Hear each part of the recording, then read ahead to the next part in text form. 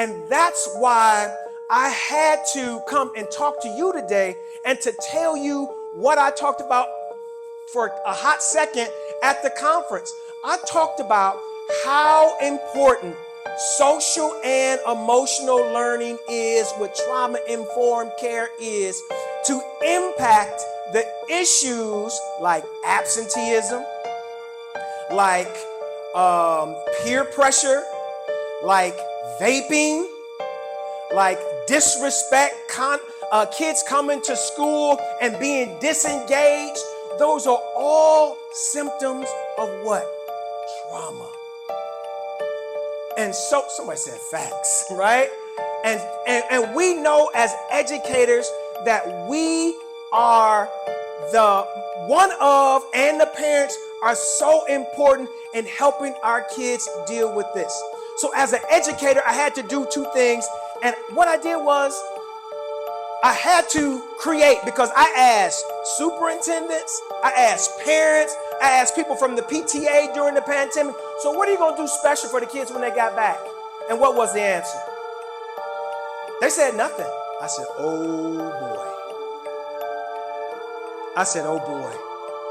And so that's why I'm going to give out 2 copies of this book called The Ghetto Grades Dodger, How Social and Emotional Learning Can Address Trauma, Decrease Violence, and Help Struggling Schools. And in it talks about how social and emotional learning works. And it's going to talk about how it worked for me, because I was using social and emotional learning. I went from a new teacher to teacher of the year in my school, to getting a promotion to be dean of students, then getting another promotion the next year to become athletic director and assistant principal of a high school, all using social and emotional learning.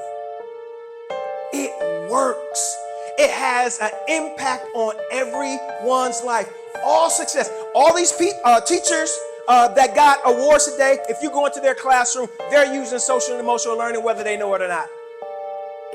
All these parents that got awards tonight, they use social and emotional learning whether they know it or not. But then I got another epiphany. I think it was divine intervention, actually.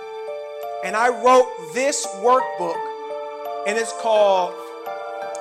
called Building Your Life's Blueprint with Social and Emotional Learning, based off of a speech that Dr. King gave 60 years ago to some middle school students in Philadelphia, Pennsylvania. And you know what he was talking about 60 years ago? Social and emotional learning core competencies. He told kids, love yourself, respect yourself, respect what you look like, respect your hair, respect your skin color. For those of us that know social and emotional learning, isn't that self-awareness? Talking about it 60 years ago. He said, if you are going to be, remember this quote, if you're going to be a street sweeper, be the best street sweeper that you can be. You know what that is? That's self-management. That's organizational skills. That's relationship building. That's responsible decision making. And he also talked about being excellent, being the best that you can possibly be. And so I wanted to come just talk to you about these resources that you can use on tomorrow, educators.